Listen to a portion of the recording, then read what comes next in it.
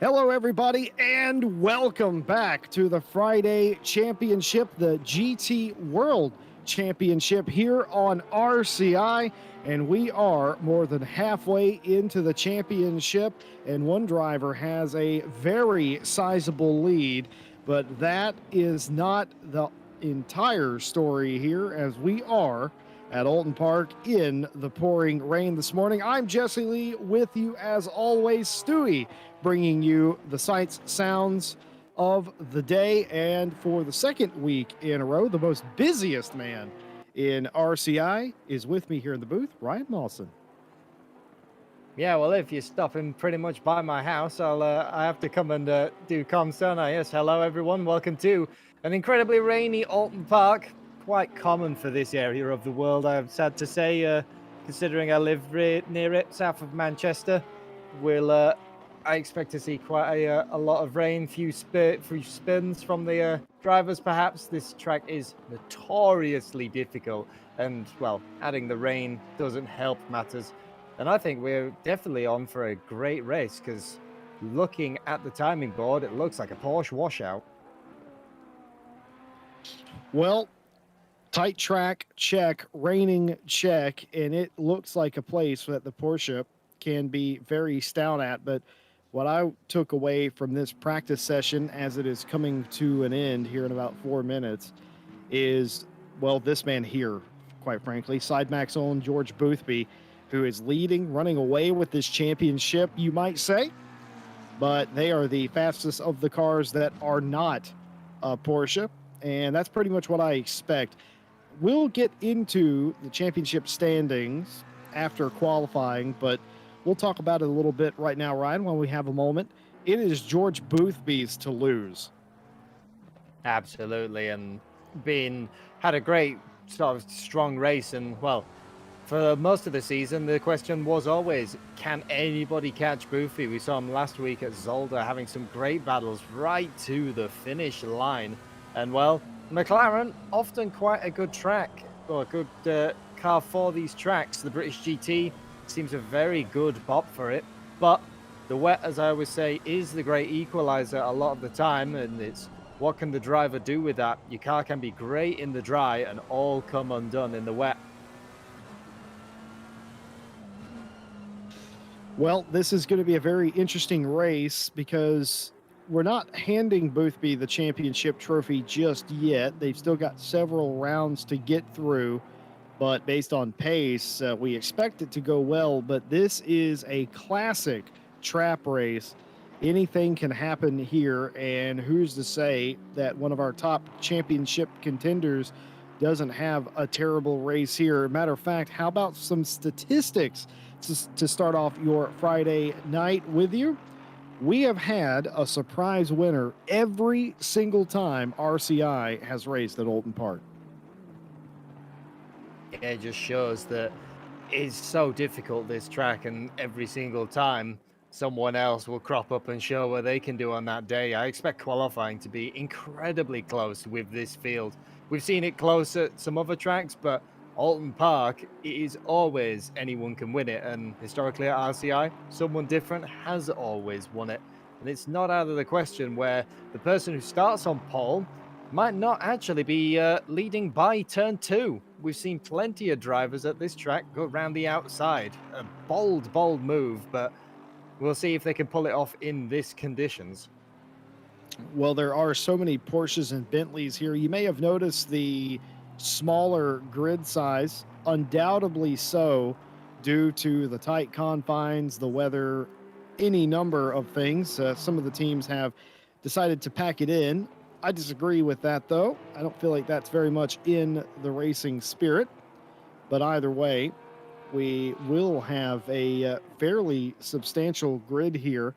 And while we're talking about statistics, just stuff that I've noticed, the leader or the pole sitter of a race here, as far as I know, has never finished this race without having contact with another car. And it's usually a back marker, Ryan. Yeah, and that's often always the case. Who can read the traffic better? But I mean, Oulton Park, as we're seeing through our monitors, when you're going around this track, it is barely a GT3 car wide sometimes. And well, we know that these guys are the top split of RCI. If you show these people any opportunity to overtake, they will go too wide, even if maybe the track isn't exactly too wide. They will take that opportunity.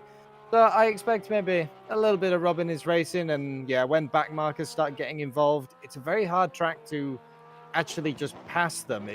There's not many places where you can slingshot past someone. You have to be patient, bide your time, and accept that sometimes that might mean that the person behind you will catch up.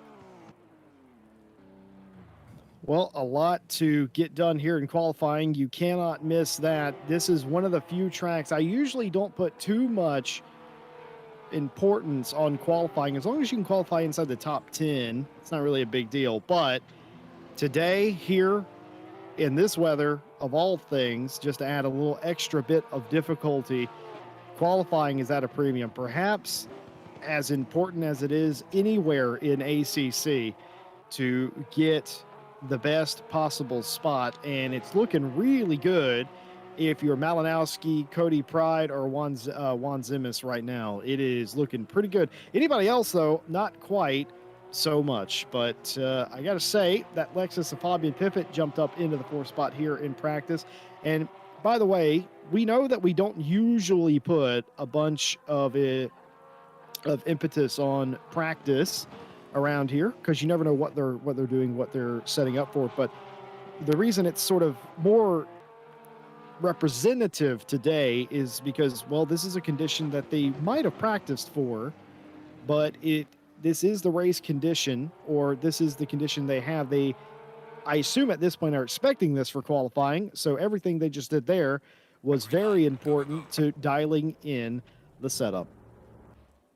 Yeah, and as he says, Porsche is just looking really strong. We've sort of got a little pack of each one. We've got the pack of Porsches and the pack of Bentleys as the drivers now file out onto the circuit for their warm-up lap coming into qualifying. And well, as you said, you don't know what drivers are doing in practice, and this man is one to watch, George Boothby for the 41 Side Max Motorworks. What can that McLaren do in the wet? Has it got any more pace from what we've seen in practice? And can Boothby hold on to his championship lead? It was looking like he was untouchable, but you know, you keep having races where you're just out of the leading points. People are slowly catching up to you. Well, even when George Boothby has a bad race, he still manages to put it on the podium. By far and away the most consistent driver in the championship, and also he's finished on the podium more than anybody else. And of course, he has had races where he hasn't won, but he still has, especially last week, managed to put it on a podium. A fantastic fight for Boothby to get that honor, and he now has a substantial lead with 3 rounds to go. Of course, this is round 6 of 8. And today will be a 75-minute race around Oulton Park with a mandatory stop and a pit window in which you have to do that stop in. But in the meantime, 15 minutes of qualifying, and it all starts here with George Boothby going on his first flying lap. Yeah, and coming through turn 1, you can see how blind that corner is. It is an off-camber, completely blind. Absolute hell for track limits and invalidating your quali laps. I have a feeling we'll be seeing some people explore the limits of that. And the next sort of danger zone after you've done turn 2 is this corner here, coming 3 and 4. How many times have we seen drivers go off here and end up in that tyre wall to the right? Once you have an off at Oulton Park, it's never a little off. There is just nowhere to go with some of these barriers. It's a very, very tight racetrack. Well, you never realize how fast you are going around here until you get it wrong. And it doesn't feel like you're going very quick, but these walls are unforgiving. And in some places, including into Shell Corner or Turn 5, if you go off there, you're going hard into a wall as we go through the Knickerbrook section, which we do have a story about later. I I'd heard this story before, but I want to share it with all of you in its entirety because I was never quite sure if I had ever heard it the right way. Through Clay Hill and now down into Druids, my favorite corner on the track. So easy to get that wrong. And Warwick Bridge, as you can see, says Oulton Park on it this particular weekend. And Lodge, and now into Lodge, a very tight corner that you can overrun and invalidate your lap. Not on this occasion. And now Deer Leap, the final corner, corner 17, and that brings you back onto the front straight and will shoot you down into turn 1, which is Old Hall, then the Avenue, Cascades, Lakeside Island, and we talked about Shell, and of course, Britain's lovely corner names here. And it is a fantastic track, and the laps definitely coming in now. And Julian 130. Vanbrugh. Yes, indeed. 138.7, Ryan. Does that hold up? I don't think it will. I don't think so either. I think there's quite a lot of time to still be had as well. Usual sort of quick fire qualifying that we're used to in RCI. But even in that quick fire qualifying, when you've got 19 cars running around, the water's going to start shifting, and I expect that the track will get faster and faster. I think it's going to be the last few flyers that are really going to make or break the pole sitters here. I think you're right. The track's not what you would call lost or flooded. It is wet, but there's definitely a line in there that you can see. We can see that riding around with Boothby. As Cody Pride goes top 38.037, and I'm not even sure that's enough as Cody Pride goes sliding into turn 2. But definitely you can see it. There are parts of the edges of the track that have standing water on them. That won't be too much of a concern to these drivers, but you can definitely see the difference between the glossy, completely wet part of the track and the ran-in sort of matte colored track. There you go. You see it right there. And George Boothby completing his second lap down to third. Does that improve him? It does, but doesn't move him. Actually, it does move him up to second on the board, a 38.379. Good enough for third. Still 3.5 tenths off the overall pace. Malinowski was quick in practice. What has he got for us?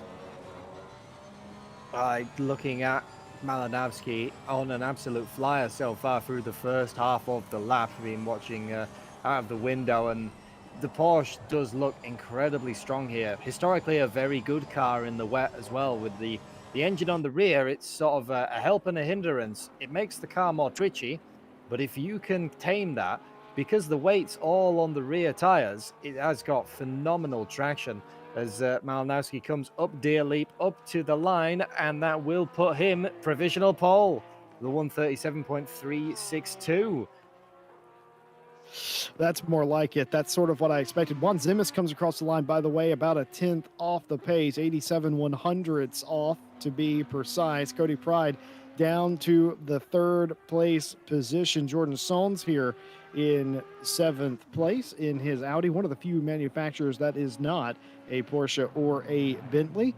As we documented early, we suspect a lot of people took a mulligan this week based on the track and potentially the weather conditions. And well, it's if you come here and you have a poor race, it wouldn't matter if you ran or not. So perhaps some of the teams have elected to take the route of, well, I don't want to embarrass myself or something along those lines.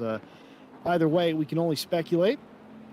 But what we do know is Malinowski on provisional pole right now. What does Julian Vanbrugh have? And that jumps them all the way up to 4th place as Chris Juan Zimis comes across the line. Quickest of all, a 37.038. Absolutely destroys Malinowski's lap, but here he comes. Yeah, here comes Malinowski, and once again, he's actually still up. As I says, that track just getting faster and faster the more cars run off it. And can he keep it through the final corner up to the line? And there we go. Once again, Malinowski back into provisional pole at a 36.9, the first 36 that we've had. Cody Pride has a minor improvement up to a 37.401. Pierre Giner coming to us here. Final couple of turns here. One of those famous tracks, Oulton Park, that has a classified turn 17 on the straightaway. Deer leap there coming to the line. What is this going to be? An improvement up to 14th to 38.886 in the Bentley. And Juan Zimis back in the pit lane. Malinowski still pounding around with Cody Pride. And this man, Julian Vanbrugh, Team Shizou, around the back part of the circuit coming into Druids. Or actually, not coming into Druids, excuse me. No, I was correct the first time, coming into Druids. The track map orientation messes with my brain. I'm used to seeing it at a different orientation. It's very confusing to my brain. What does Vanbrugh have now?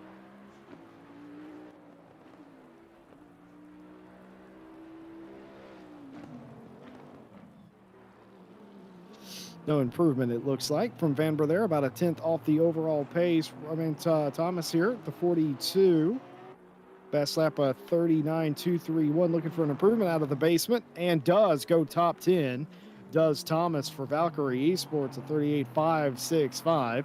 Absolutely getting it done there, but I'm not sure that is safe inside the top 10. Like you say, Ryan, track is seemingly improving here. Cody Pride makes another lap, improves again.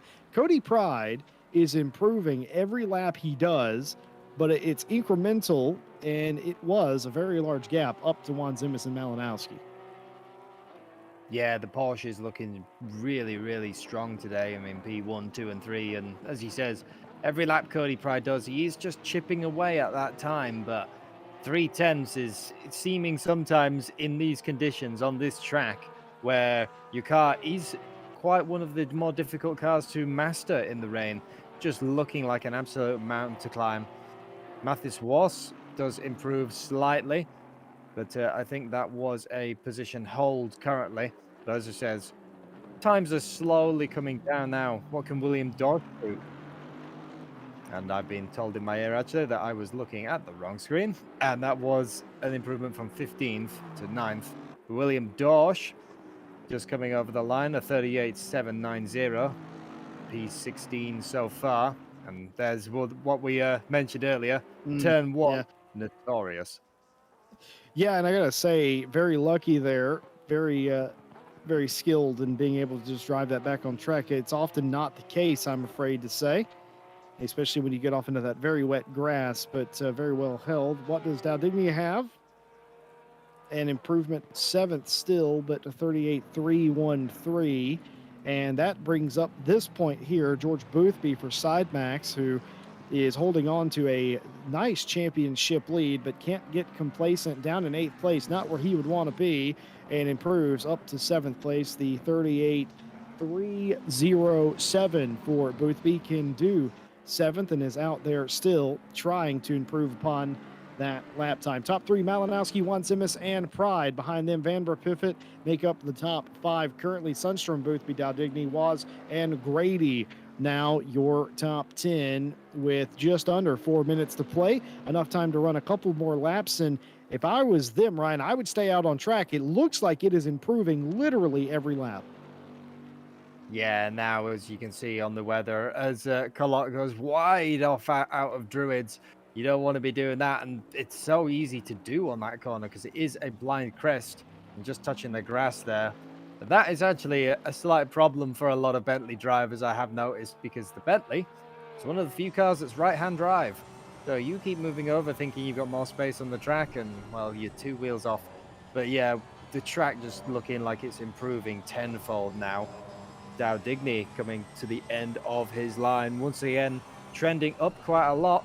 See if he can hold it through the last corner and where it will put him in the top 10 fight.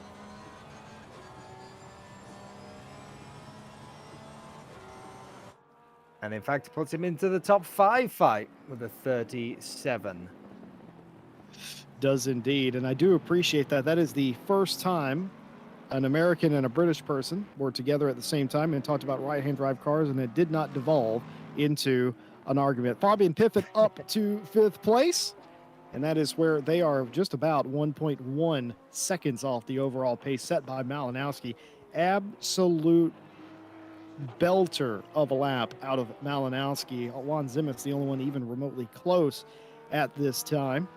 What does Cody Pride have in third? Is it going to continue to improve? It is going to continue to improve for Cody Pride, as Cody Pride's throwing their name into that argument of, hey, I could win this race too, as Mathis Wass goes to the 7th place position, a 38.199, getting it done. Well, Kalat, who ran off earlier, possibly invalidated said lap, actually didn't invalidate said lap, just ran wide, was several seconds off the case because of it.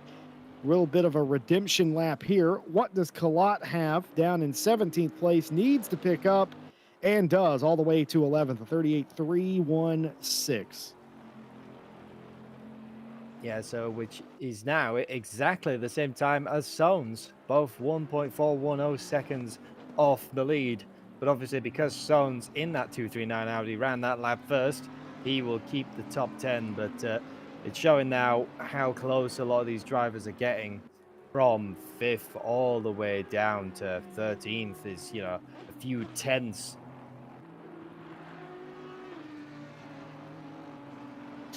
Well, late drama here in qualifying. Our provisional pole sitter, Malinowski, has disconnected from the server. They will be allowed to reconnect, but I don't know if they'll be able to keep their time. In fact, I don't think they will, and they will have to start in the back. That is a common theme for Malinowski. He even makes fun of it in his team name. It's the I'm a disconnected a second team. Malinowski, a winner this season in grand fashion, mind you, a long awaited win. But more to the point, that promotes Chris Wanzimis in the 911 to the provisional pole position, as Malinowski has, Malinowski has come back onto the circuit, but Wanzimis has set a faster time, a 36.873, the new pole time for Chris Wanzimis. And Malinowski now reconnects to him being in second all of a sudden. Well, this qualifying session got a little spicy as the session ends and all flying laps count. Yeah, Malinowski rejoins too, as he says, being in P2 and with no chance of anything to say to that. So now he's got it all to do in the race once again. And Julian Vanbrugh coming through Druids for the final time, trying not to get that car to wash out. It is so easy to do. And so far, there's still a couple of cars actually green on their deltas. We could see a bit of a shake-up down the bottom end of the field. I think our sort of top 5 are pretty much set. And Julian Vanbrugh takes the P5, Piffett up to P4, and Boothby just about sneaky in that 6th place away. That might be very critical for Boothby here. Again, he probably doesn't expect to win this race today in the conditions in the McLaren, but that won't be his goal. His goal will be to finish as high up the field as he possibly can. Remember, he was down in 8th for a lot of this session. What does Mathis Wass have? 8th place currently, gets up to 7th place, knocks Vanbrugh down to the 8th place position, as Wass is the last car. And we are on the grid. Well, we talked about championship points, and here they are. After 5 of the 9 rounds, George Boothby leads the championship by 101 points, and that shows you just how dominant the driver of the 41 for Sidemax Motorworks has been over Fabian Piffett, who's had a very solid season indeed. Martin Grady, the very same, and in fact, a brilliant win at the 2 Hour of Zolder race a week ago, sets him in third with 175, a couple of points in front of Albin Bouquet in the 194. And Malinowski, who has also scored a win this season, is, of course, in 5th place. Very close between 3rd, 4th, and 5th. Behind them, Jardier, Sundstrom, Vanbrugh, Massoud, and Wanzimis, your pole sitter today, down in the 10th place. And all of these positions are very much up for grabs. As we go to the second page of Cody Pride, strange to see Cody Pride's name on a second page of a standings list, but a good finish today in the wet could change all of that for Pride. Parker behind them, Milton Still Vass and Alexander Karsten, Dornelis Kalat, Thomas Markvart, Luan Deckers, the top 20 in the championship.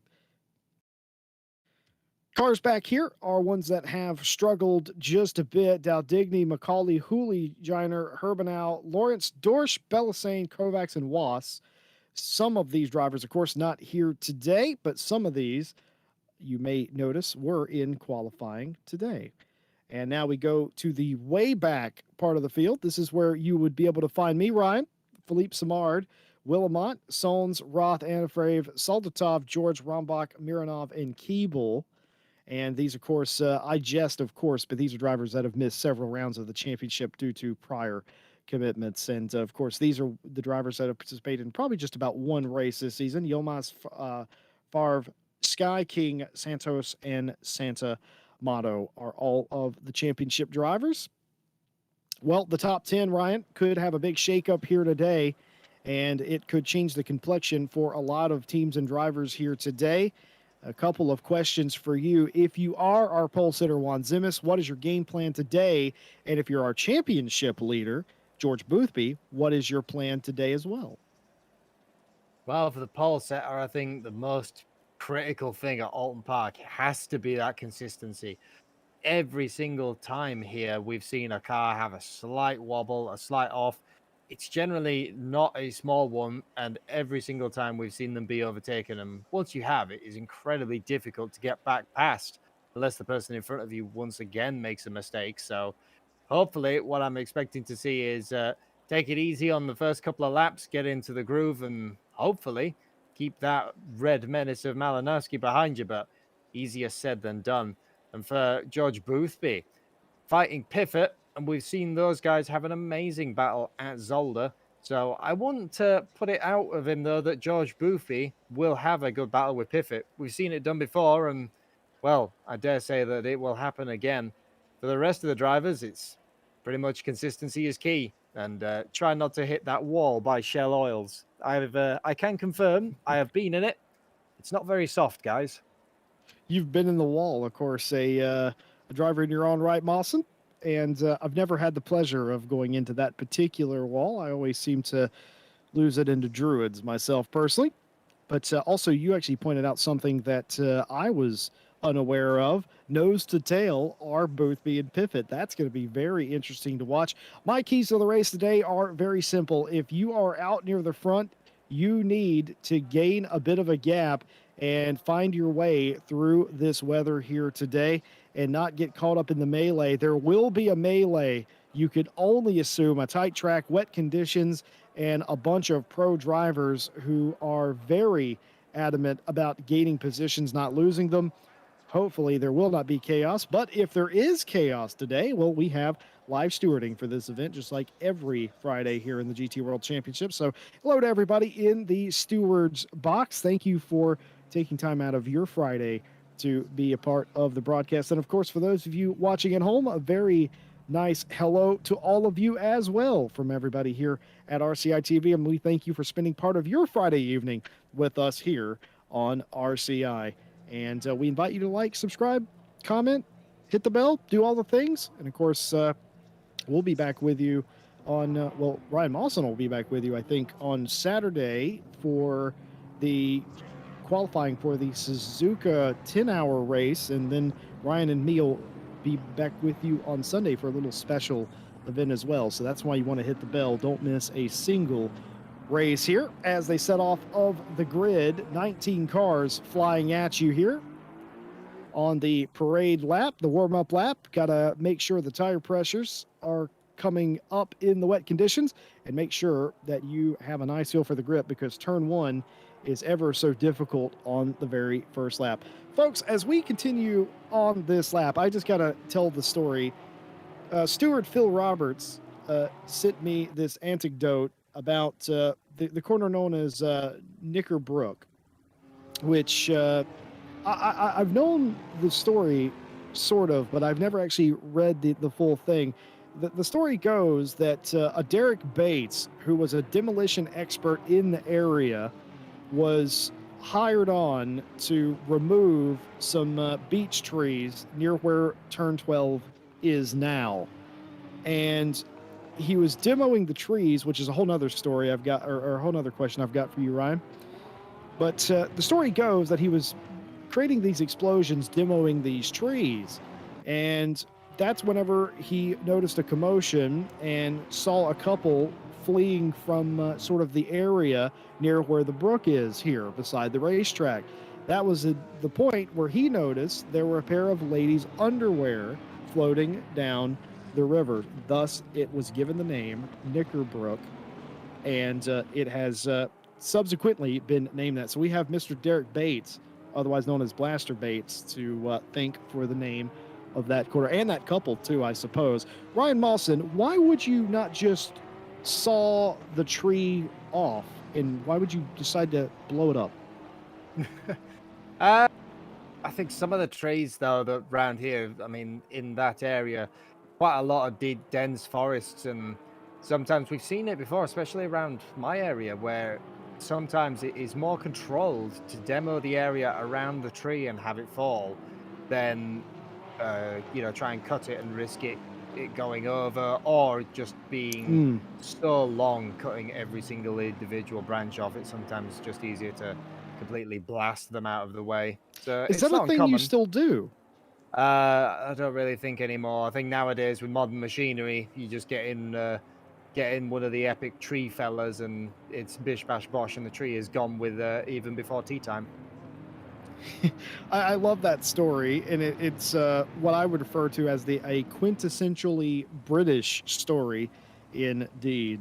Well, I hope that that couple stayed together a very long time, and Mr. Bates, of course, got a fantastic story. As we are about to go green here, 75-minute race here at Oulton Park, wet conditions, but we know it is going to lessen as the green flag comes down and everybody goes down into turn one as hard as they can, and they maintain their spacing, nice spacing out here, and almost no sort of contact, maybe a few minor touches, but that's about it. George Boothby trying to stay in front of two cars behind him fighting. Bobby and Piffin up the road inside the top five. Everybody away cleanly, and that is probably the cleanest start I've ever seen at Oulton Park.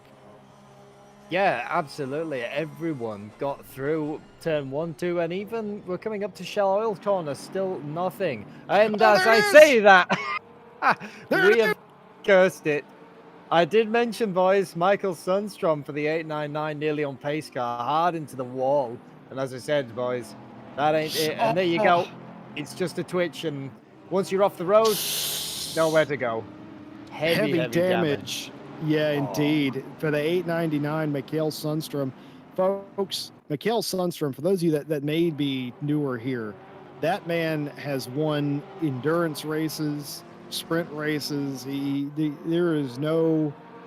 There's no race too big or too small for Mikhail Sundstrom. Absolute pro through and through. And that just a little momentary twitch of the car. And that's exactly what we were talking about in qualifying. You don't have a choice. If the car twitches, if it's a little unsettled, there's nothing you can do. And it is going to be full steam ahead into a wall. There you have it. And we have a spinning Porsche there, as that's going to be Rombach. Was that a turn, or was that just getting loose here? Let's see. That was running up the edge of Druids, which is incredibly rough, actually. When you start going over those, the rumble strips, it really shoves the car around. I mean, it's a Porsche. If you unsettle that car, even the slightest bit, it won't think twice about turning around on you. Well, just a replay of the start. Jaroslav Roth here. What happens here? Oh, a little bit of bumper car action going on there. But I don't. Maybe a warning by the stewards. I'd say maybe a hey man, sort of watch your spacing. But other than that, I don't think anything too untoward happened there. Hugo Collat now going back down into Shell. And of course, you see Sundstrom going off there. What happened to Collat? Looks like it's going to be an overtake. Just missed the corner ever so slightly. And a little bit of contact on the exit. And there you have it. Well, Rambach will have a little bit of damage, not nearly as much as the 899.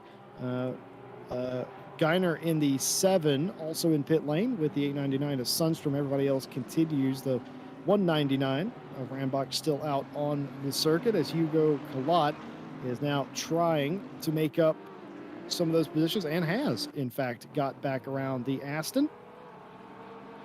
And here's Mark Vart, too, running off the track, coming back on. Not really a corner you want to be too wide in.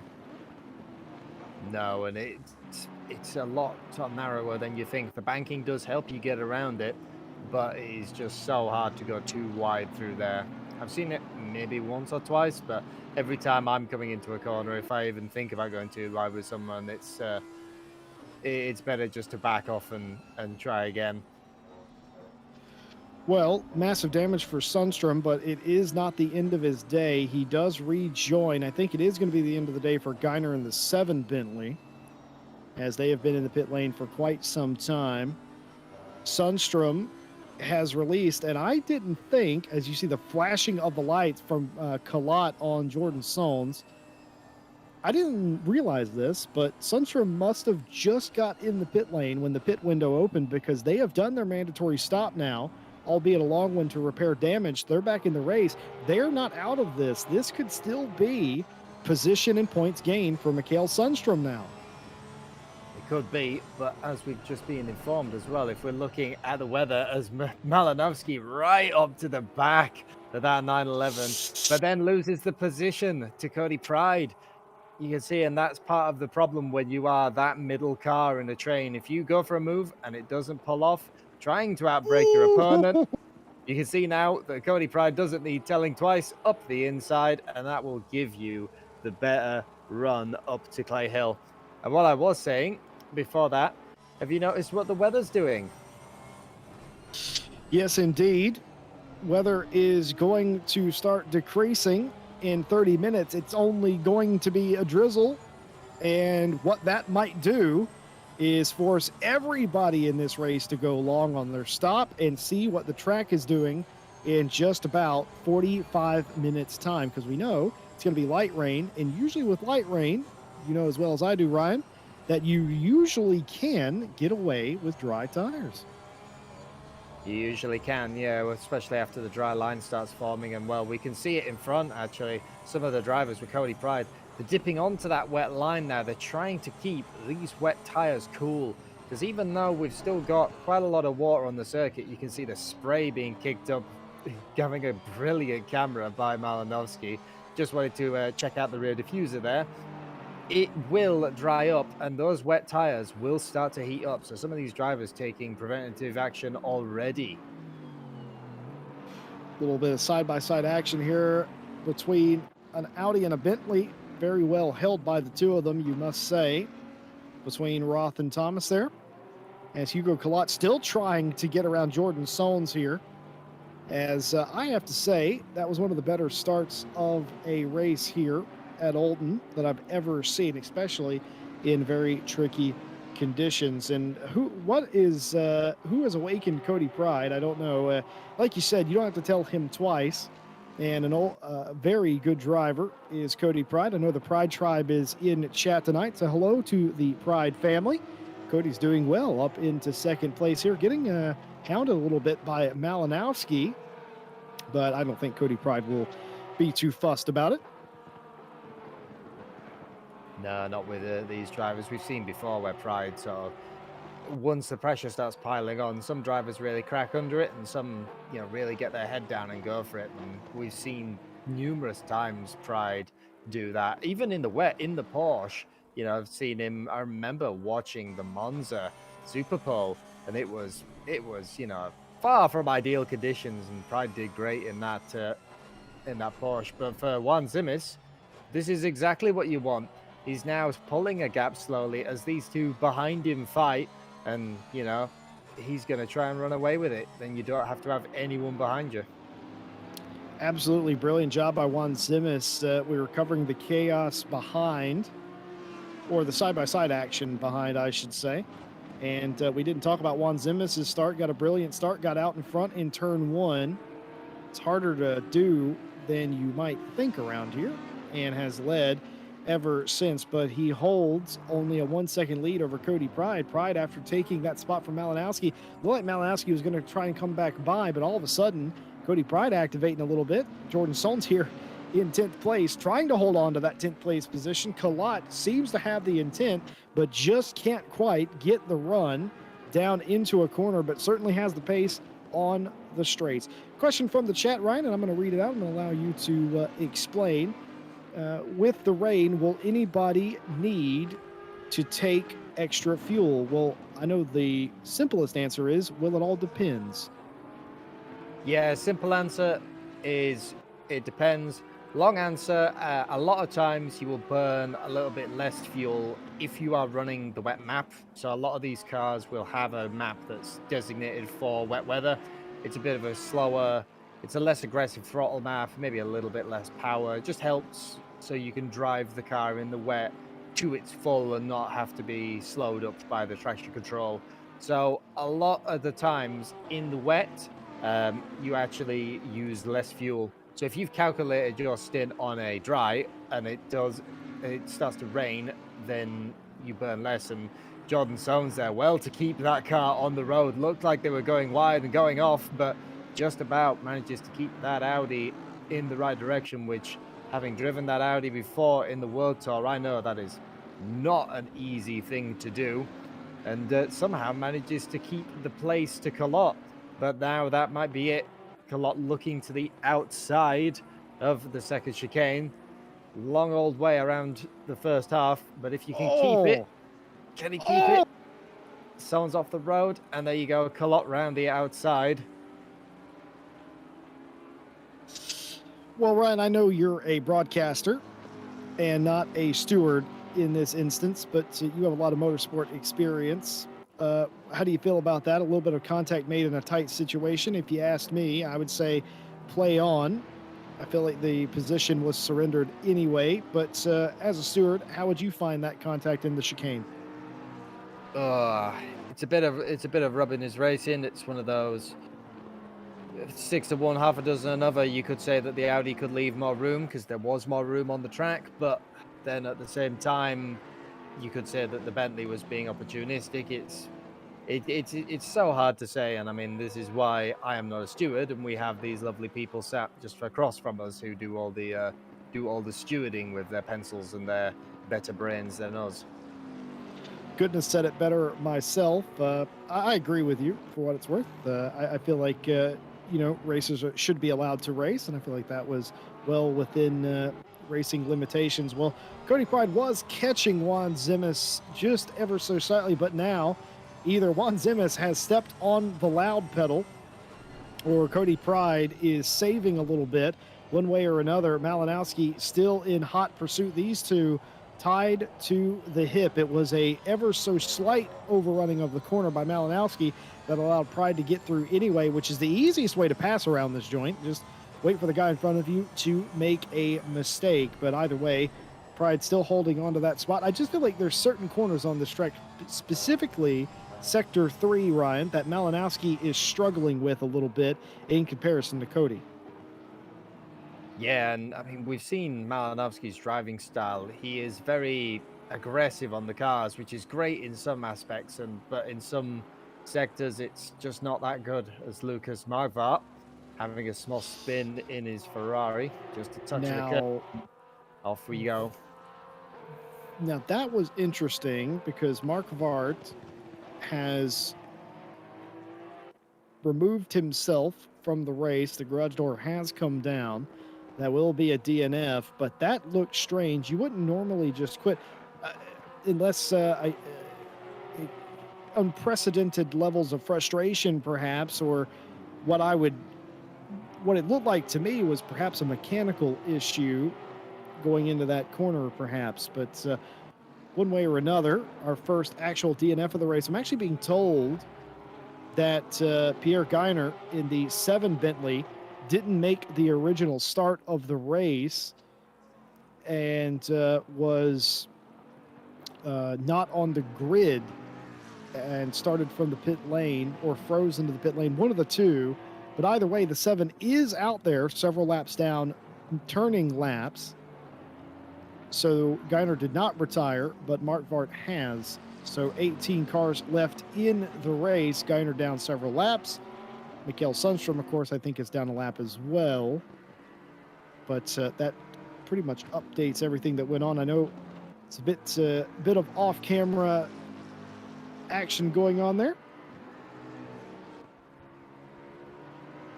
Bit of off-camera lunacy. It's always the way, though, especially at Oulton Park. You look away for one moment, and everything is updated. It's just such a track that we have such close racing, or when someone does have a mistake, you know, they're off and they're gone before you've even looked over.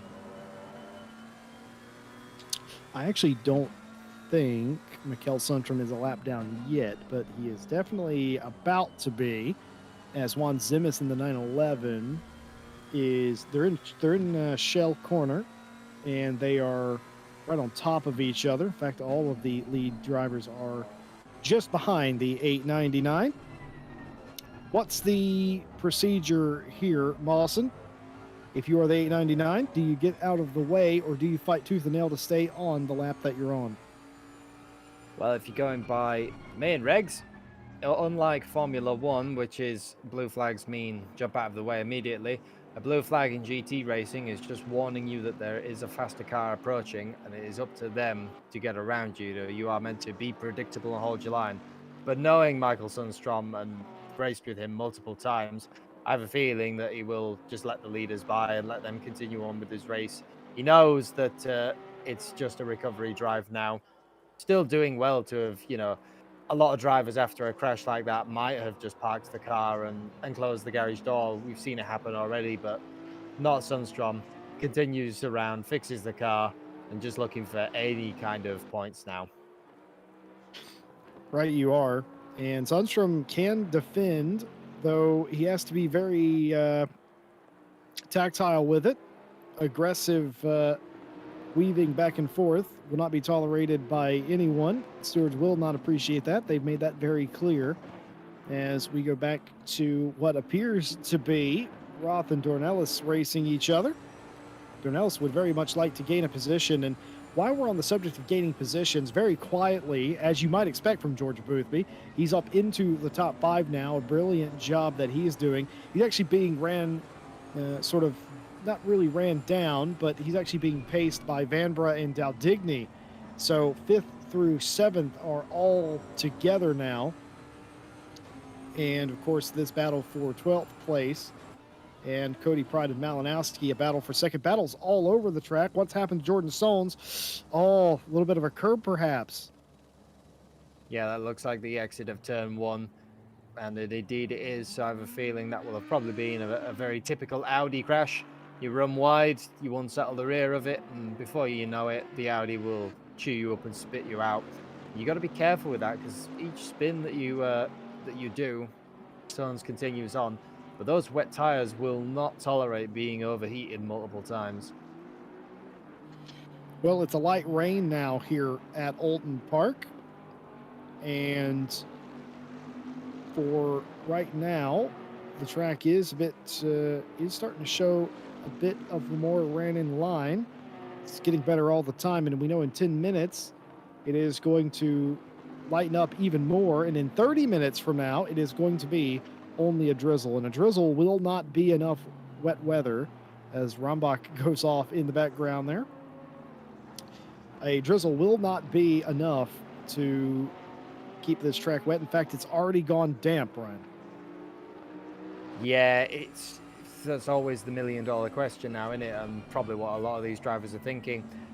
You've got to keep your eye on the track and on the temperatures of the tires, what they're doing, because it does look like we might have light drizzle all the way to the end, but that does mean that the track will dry out. Do you gamble it? Do you go for slicks with high pressures to try and offset the fact that they will get cold?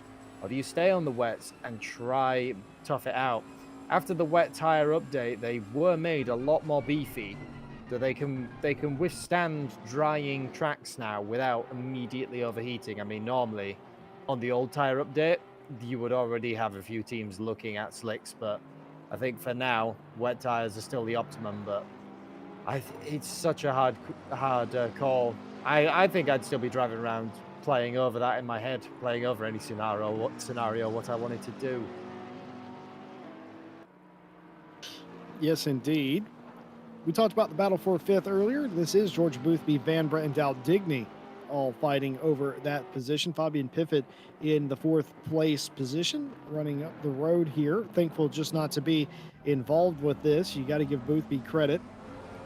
looked like they were going to lose out in qualifying. Ended up didn't. They started sixth, did Boothby, and up to fifth now. I wouldn't say a comfortable position considering this the in car from Julian Vanber, Team Shazoo. Looking at the back of Boothby, you can see just how little with this camera, just how little it is raining, and potentially a dive down the inside not happening, but intent shown. Very close quarters from the two drivers, excellently driven.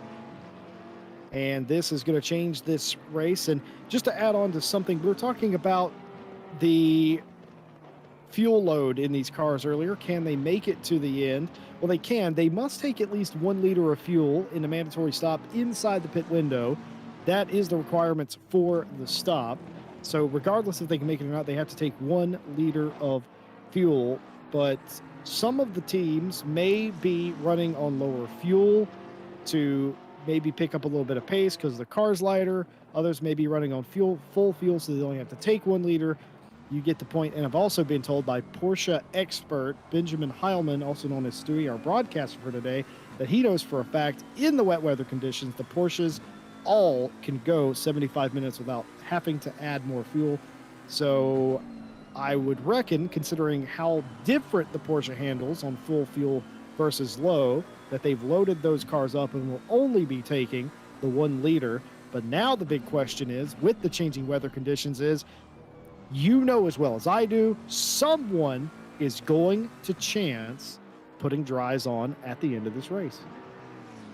Someone's most likely going to try, but it is such a, like I said, $1 million question, as that's Dorsch actually going around Jaroslav Roth across the grass, and a bit of a Dukes of Hazzard moment. Jaroslav Roth just running wide, and you can see the speed overlay there.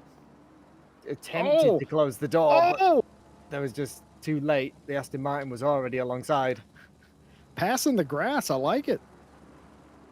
Well, if you can keep it under control, it manages to just about. There's nothing wrong with that. If you're forced over there, there's nothing wrong with that. You have to take avoiding action. Should you hit the brakes? Sure. But should the car be trying to block you that hard? Probably also not. That's going to be no harm, no foul. As never seen a pass like that where one car was off one side and the other was off the other side, and they sort of came together nearly almost, but pass made either way. Dow Digney getting a little impatient with Vanbrugh here as they're all chasing George Boothby. Undoubtedly so. If Dow Digney sees that he has a opportunity to take 6th place away, he will certainly try that. Only one steward decision coming in, and it's a warning for the 288 of Roth. And let's see what that warning was. Warning for tapping the rear end of the 42, lap 1, turn 1. We saw that actually, in fact, at the beginning of the race. So just a warning, and here it is. The 288 tapping the back of the 42. That's Roth. That right there, like we theorized, just a warning. 288 was recommended that he needs to brake earlier given the conditions and the exaggerated Constantinan effect. So that's the one sort of steward's decision, and I'm being told they're ordering pizza and kicking their feet up in there. Not a lot to do for the stewards so far. No, so far looking like a very clean overall race. We've seen a couple of spins, but actually people mainly just it's self-inflicted rather than anything malicious. And this is still this battle for P5, P6, P7, just ridiculously close. And George Boothby trying to scuttle away from that Bentley, but every time he's just being caught by it. But what was interesting as well that I thought, so we were talking about fuel and the various cars that we've got. I'm wondering what the Lexus is going to do. The Lexus of Fabian Piffet, the 195, that car absolutely guzzles fuel. Big V8 engine.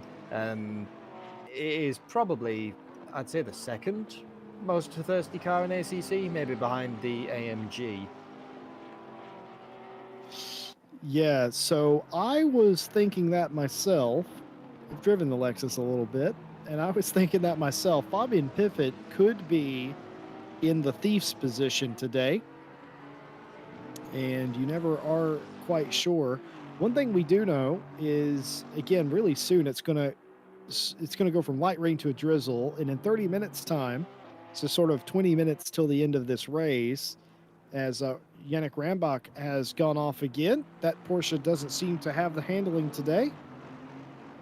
But what I was considering is, we know 20 minutes to go, it's going to be a very, very light, if not completely stopped rain. By that point, I feel like the track will be ran in enough. Somebody will chance dry tires for the final 20 minutes of this race, I reckon. And Fabian Piffet, with his fuel load and fuel burn, yeah, Piffet might be the first one to try that, I think, maybe. What's Piffet got to lose, really? Pretty much, it's one of those ones now for Piffet. You want to ideally try get any amount of gap over Boothby, because I think that the McLaren, certainly the Bentley and the Porsche, will be going full fuel and just taking that 1 liter. I don't know what the Lexus can do on a full tank. So actually, if he's got to take even, like, 2 to 3 seconds, he's not scuttled up the road that far. It's around about 4 seconds from the last timing marker. It wouldn't be that far to where at the end of the race he's got to battle again, and then you end up with the same thing where you've got a car that's heavier on fuel versus the people behind you who are on lighter fuel. So it could actually be a battle forming. We just don't know it yet. Well, anything but over. Juan Zimis leading the race in the 911 and doing a great job of such. Cody Pride has been able to hold off Malinowski for second place. Fabian Piffet all by himself.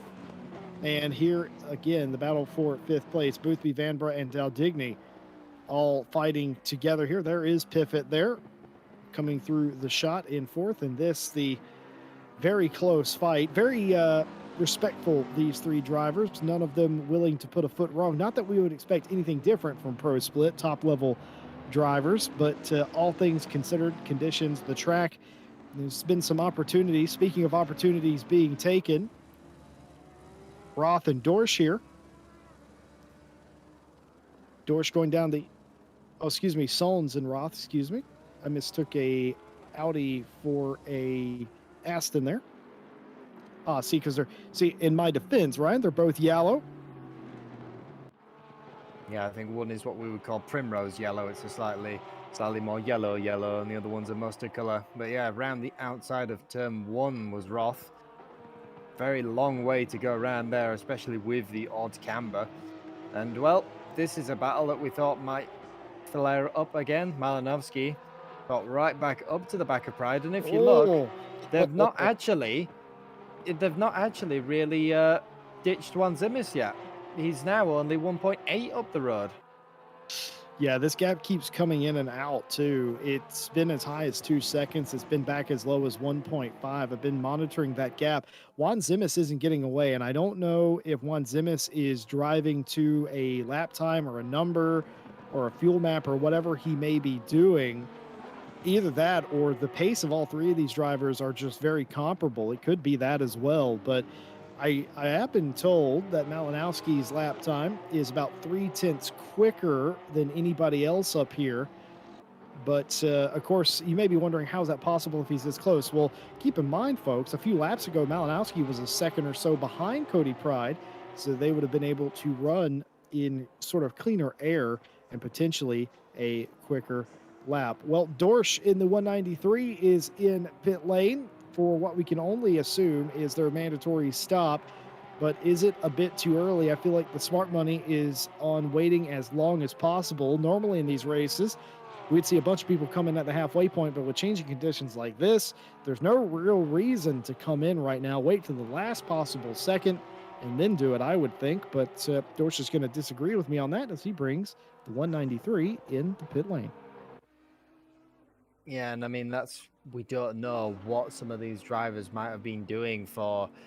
We could be that the 193 was just running to a fuel map, and that is the 288 off into the forest. He's going, he has officially gone, ladies and gentlemen.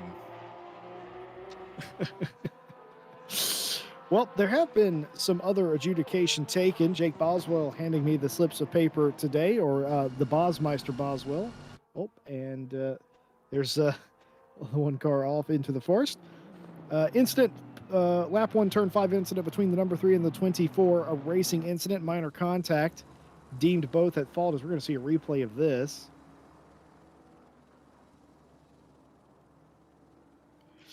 And Dornelis finally getting that overtake. I feel like that's a long time coming there, as Dornelis does, in fact, put the Bentley in front of Thomas's Aston. But additional incidents, lap 6, the 239 and the 114 racing incident, minor contact, and lap 14, the 41 and the 19 racing incident, minor contact. Turns out the stewards agree with us that, racers need to race, and a little bit of rubbing is racing is okay. And I agree with those, only because nobody really lost out. And that's, of course, what the stewards are looking for. Yeah, absolutely. It's slight love taps are one thing. Obviously, ending up with an advantage is a entire other. But I don't think anyone in these conditions has really been willing to take such a big chance that we've had such a crash. Everyone has been just lapping their own race and continuing round. We've seen sort of pockets of battles spread out and sort of populated by people in between them. And while it appears that the 3 up front and the 3 here is basically our 2 fighting trains that we've got, they keep yo-yoing each other, but it could also be a bit of a strategy. Julian Vanbrugh or Dow Digny not willing to go give it everything yet until they know what's going on with the weather and what's going on with the fuel loads. Yeah, that's the thing. We're just as blind as any other driver here. We don't know exactly what their fuel load is or what their strategy is. Certainly, it could be very varied in these conditions. Well, as the rain continues to lighten up, and Fabian Piffet has missed Shell Corner. Yeah, Fabian Piffet going deep there into Shell Corner. We'll get a bit of a replay of that. What looks like just a twitch from the car, and there we go. And as I said, once you've gone off, there is basically nowhere to go. You've got to try and aim for the gap, slow enough that he can rejoin. But now that slight lead that he had has been entirely eroded. So if he has to take more fuel that we suggested, well, he'll come out behind this pack now.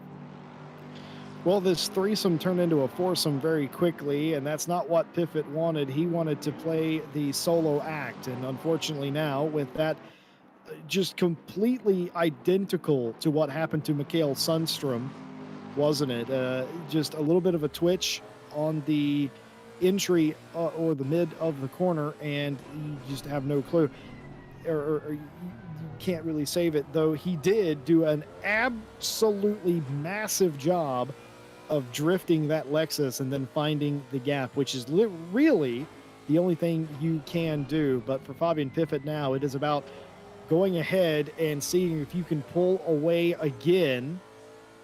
And something else interesting that I've just noticed here, Ryan, is the 899 of Sundstrom is in front of Dorsch in the 193. So even though that was a massive accident that required a lot of repair, turns out our assumption was right that it isn't over for him as well, because he is now in front of some of those other cars. And that'll be interesting. If Mikael Sundstrom can salvage this race, that will be heroic level driving at a very tight track. Yeah, and as we said at the start, consistency is the key. And well, Sundstrom, apart from that lap 1 crash, which is just where the car, it has the lightest twitch and just got away from him. When he's lapping around, just doing his laps, doing his consistency, he will start to regain the pack and will make those positions up. And as he says, speaking of consistency, that's now the game that Fabian Piffet has to play. But you can see now that Lexus just starting to run away, especially on the straights. No one really has an answer for that car, do they, in a straight line? No, I think Boothby is the cork in the bottle here as well, which is also helping Piffet, because not only is Boothby sort of not really driving defensively as Boothby, but he's sort of oh, very close indeed between Boothby and Vanbrugh here coming onto the front straight in turn 17. And even though Piffett had a scary moment, able to refocus and drive back away. The only unfortunate part about that incident for Piffett is he was 10 seconds behind, and that will hurt whatever strategy he is hoping to play here at the end of this race, certainly. Yeah, now you can see, like the Lexus of Fabian Piffett and a lot of these drivers, they're trying to dip onto that wet part, the wet part of the track. We've seen it more and more. So I expect that a lot of these wet tires now are starting to suffer. They will be starting to heat up as you pound around this hard. And obviously, when it was raining that hard at the start of the race, a lot of the drivers and the teams will have put the pressures up, expecting it to at least stay wet. But now that it's dried up and it looks like it's going to fully dry up or stop raining in 30 minutes, the track has now gone greasy. So now... Oh, dear. Yeah. This track's going to change in a big way. There's no way some of these teams are not already... I can guarantee you somebody has seen that and immediately went to their pit window and changed to slick tires. There is no way. Some of these teams, a lot of these teams will stay on the treaded tire, and that's going to work for them. But you cannot tell me that people like Piffett, maybe Boothby here, who is just staying ahead, will not try.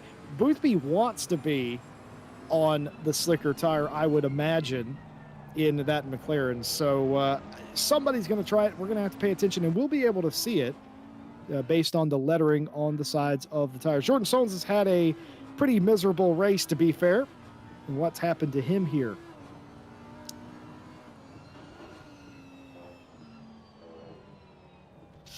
Yes, indeed. Audi things at the first chicane. Yeah, oh, I like that little tune there. Yeah, that's pretty much it. That Audi is not the best wet weather machine, and it is not a fun track to run said Audi, as you can properly see a dryer line now. That is going to cause a lot of problems. So here's my comfort level, Mawson. I'm comfortable running a wet tire on a dry track for about 20 minutes. I don't know if I would push it past that. But certainly some of these teams might consider that, but I probably wouldn't. It's all about when the times equalize, of course, is the big thing. The teams will know that and try to figure out where the crossover point in the times are for slicks versus wets. But I think we're getting really close to it a little bit earlier than a lot of these guys thought we were going to get. Yeah, a lot of the teams will be waiting for that crossover period, and it really depends what you feel like. And the drivers, some drivers are quite soft on the tires, and those are the teams that will be able to benefit from this with not having to change the tires. As Dowdigny, there was a slight misjudgment from Vanbrugh. Dowdigny looks to the outside, but there's just no way around that long of a final corner in the wet.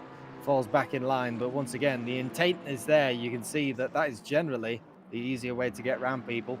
But for the wet tires, it's 6 of one, a dozen of another.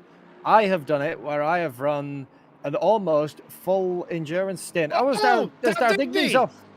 Dowdigny in the 26 is off the track. I'll have a quick replay of that. It looks like the dip in before turn 2. And there you go, that was the curb. Oh, does he make it to the wall is what I'm curious about. No, and Sandtrap saves him. Sandtrap saves him, and that is, look how close the field was. That one mistake put Dowdigny all the way down into 9th place now with Grady to catch up to. Oh boy, that was a scary moment. I tensed up there. I saw the backwards 26 and I thought, oh, I know what wall's over there. You don't want to hit that slip road, or the shortcut road, in fact, is what that is for the abbreviated circuit. You don't want to hit that, and because if you do, you're not going to stop. But he did get into the stand. He did stop it. No damage to Dowdigny's Porsche, and if he had the pace to stay up there with Boothby and Vanbrugh, he can make those positions back up. But It is a very frustrating position as the 42 of Thomas has come in as well, coming out of the pit lane there after completing their pit stop. Be interested to see what tires they're on. Certainly could be a very early call.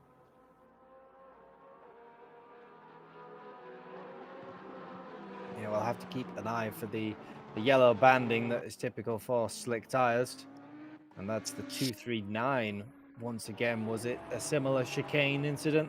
This time it was the second chicane by the looks of things.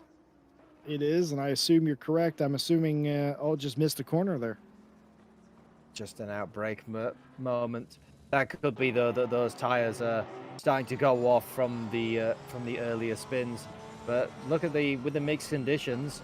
One person who is absolutely loving it is Cody Pride. He just seems to be going faster and faster now that the track is actually drying out. The people in front of him, while Simmons is actually slowing up.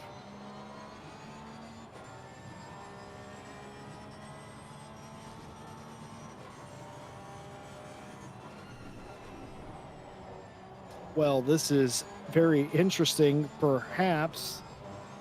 Oh, I would say I hate to speculate, but that'd be a bold-faced lie, wouldn't it? Perhaps a full wet setup in Juan Zimmis's 911, or we know how fickle the balance of the Porsche is and how the fuel load can upset it. Perhaps just at this stage of the race, the fuel load balance on the 33 is better than the 911. Could be a full wet setup versus a hybrid. It could be a lot of things, but one thing it is a battle for the lead here. Yeah, now it's... Oh, look at that. Look at that huge defense. It's so hard to judge now, though, because if you're Cody Pride, you know that your pace is faster than the car in front of you. You know you can attack, but now while they are doing this, they are burning up those wets more and more on that ever-drying line. And will that play into it at the end of the race? Oh, dear. Well, this race is going... By the way, Vanberg, Grady, and Kalat are all in the pit lane now. They must think now is the time to strike, and we will pay attention to the sidewalls of those Pirellis. If we see lettering, that means they are on a slick tire. Here is Julian Vanbrugh, and those are slicks. Those are slicks on Julian Vanbrugh's car. They have decided it is go time in the 19. Yeah, it looks like it. So I will think that they've probably put the pressures up a lot to compensate for the cold, well, I say cold track. It's just the water cooling them down. But so the first person to run out onto those, we'll have to keep an eye on the 19 Bentley, where they all circulate out back into traffic. But now, what do you think for the leaders? But look at that. Look at how twitchy the slicks are. They will be, at least for a couple of laps. You got to stay on the dry portion of the track. Everybody knows that. But even beyond that, you have to get the temperatures up. And this first lap is going to be almost like driving on an icy road. You just got to get the temps up, weave the car about a bit when it's safe to do so, preferably in the drier line. We know that conditions are only going to improve. Boothby's in, and I can only assume slicks going on that McLaren. Yeah, it's such a hard call now, because remember, as much as the Bentleys might be able to get away with that, they're a front-engine car, they're a little bit more stable. Would you chance it in a mid-engine car? That McLaren of Boothby's is a bit of a snappy beast when it wants to be. Same with the Porsches. So I still think that these front runners, anything up to P4, are gonna keep on wet. Big wiggle by Juan Zimmis there. And that might be the case of those wet tires giving up, actually. Look at this, Ryan. Woohoo. Somehow kept that Porsche pointing the right direction. I know generally if I have a twitch like that, I am exit stage left and backwards. And Boothby's out of the pits. And can we see the sidewalls? Do we think they're slicks or do we think they're wets?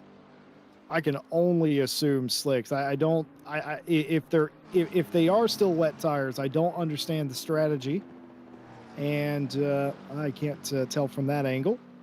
I can't see any writing on those. Now that's interesting. Our broadcaster, who has a better eye than us, says that he thinks that there is a yellow line on the tire, despite the fact that we can't see it. Oh, look at this. That yes, indeed, those are lettered Yeah, tires. those are slicks. Now that is the best drone camera, Stewie, you've ever had. That was brilliant right there. I didn't even realize you had those on all the cars. That's brilliant stuff. Love to see it. Fabian Piffet pitting out of the third place position, or the fourth place position, I should say. Was third at the time. Malinowski in his pursuit. Juan Zimis in as well. Juan Zimis out of the pit lane. As now all of the top runners have completed their pit stop. Dornelis in the pit lane as well. Cody Pride, the only car that has not pitted so far, and I would suspect they're coming in at any time. Yeah, I'm watching everyone leave the pit lane. Everyone so far who's come in at this stop and left has been on those dries. But for Fabian Piffet, that actually might have helped him, because we mentioned that if it stayed wet and there was no tire change, that Lexus was going to lose out having to take more fuel. Well, a tire change is 30 seconds, which means that now you can put as much fuel in as you want and basically have no extra time on your stop. Yes, indeed. Hugo Collat here, trying to make a pass, going down the inside, a little bit of a touch, and saw the opportunity. The window was closing and tried to get in there, couldn't do it, had to back out. The right thing to do, though. It'll be little consolation to Dowdigny, who will be a little bit frustrated with that, but will be more frustrated about running wide here and letting Collat through.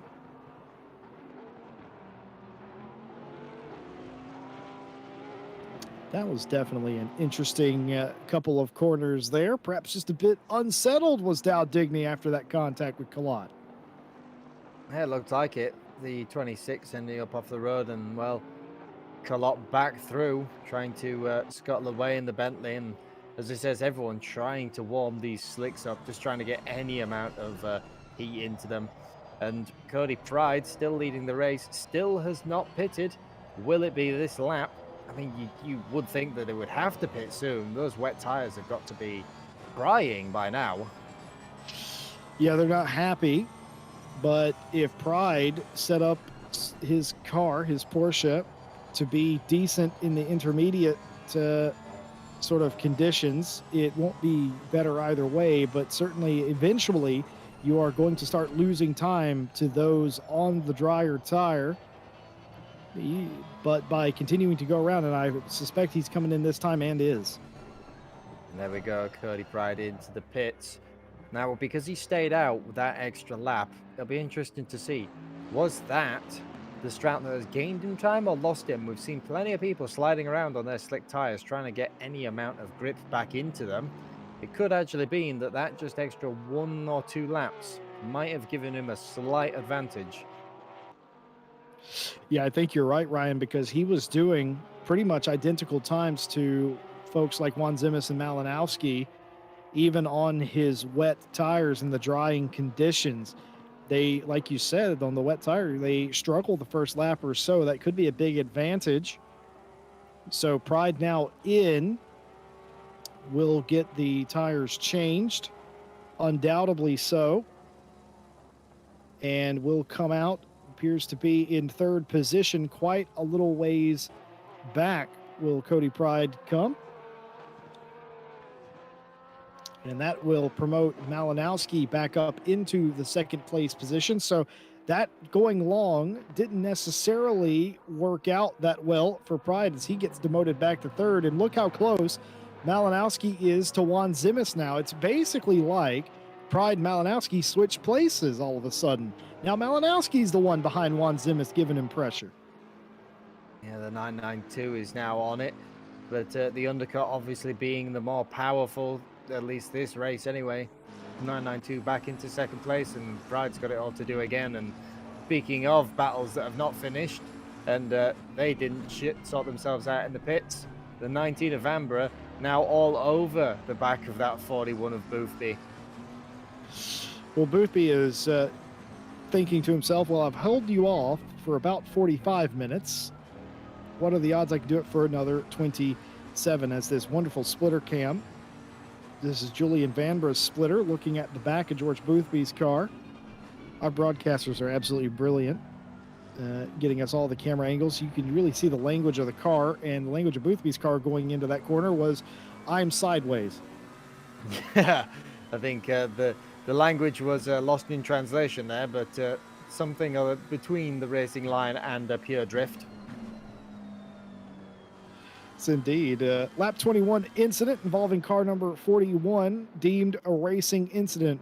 Folks, we have made it more than halfway into this race, and we haven't had a single penalty, but I think this is the 41 making minor contact. Deemed a racing incident. We have not had a single legitimate penalty. The worst thing that's happened today in this race is there's going to be a move there. Oh, gonna save the Porsche. And we're going to see a replay of that. This is Malinowski on Juan Zimis for the lead of the race. Malinowski looking to go the long way around the outside into Shell Corner, and is going to actually, before they get to Shell Corner, and a touch of the grass for Juan Zimis is going to promote Malinowski back to the point. The man who was sitting on pole, disconnected, came back just in time to see Juan Zimis take pole from him. He was defenseless, started second, ran as low as third after a slight mistake, not unlike what you just saw Juan Zimis do, let Cody Pride by, fought back to second, has now fought back to the lead. It's all coming up Malinowski now. Yeah, exactly. And with Juan Zimis, what a save that was. That Porsche just dipped one rear wheel onto the grass. You can see the sparks chucked up by the diffuser, and how he kept that car straight, I do not know, but continues on. And Malinowski now running away with it, as he says, the man who was on pole wanted it back, and well, in the last 20 minutes of the race, he is taken. Absolutely brilliant. Malinowski will be praying to his internet service provider, don't disconnect me again. I can't get back in if you do that now. Especially leading the race. Malinowski, who we all agree will have, had it not been for sometimes intermittent connection issues, would have won a lot more races in RCI to this point than he has. But unfortunately, connection is a limiting factor. Of course, disconnected in the middle of qualifying today, hoping that was the one disconnection that he is going to have to deal with, and he could be looking at a second win. Folks at home, we thank you for being with us here on a Friday evening. We hope that you've enjoyed the race as much as we have bringing it to you tonight. And we invite you to like and subscribe and hit that bell for more GT racing action. We're going to be with you all weekend. This particular weekend, we've got qualifying for the 10-hour of Suzuka race tomorrow. It's going to be fantastic and enthralling to watch that. And of course, on Sunday, Ryan Mawson and me will be back for the Porsche Cup versus GT4 battle at a 75-minute race on your Sunday. It's going to be a lot of fun, multi-class racing. You can't go wrong. And of course, I believe this week, the Monday Championship starts up again. And all of the races available, the schedule available on our Discord. So Discord link in the description. Get on there, check it out. And of course, a big thank you to all of our partners that make this race and every race possible. Race Department, AK Informatica, Raceface, Speed Labs, Sim Racing GP, and Driver 61. More information about all those fantastic folks that you should support in the description. And folks, if you are falling asleep, wake up, because we have a fantastic race about to finish up here 22 minutes from now. Wake up grandma while you're at it too. This is going to get spicy. Yeah, now that everyone's sort of starting to settle down on their slick tires and the track getting less and less, you know, it's constantly drying out. I mean, look at it now. There's less of a dry line. It's just a slightly greasy track. That's it. And for the 899, he's now 27 seconds behind Sones, slowly been gaining places as Mikael Sundstrom after that big crash at the start of the race. And well, I think, can he get the 239? It's a long old way up the road. but we have seen that 239 ailing and having a few spins through the chicanes, so I'm not going to put it past him.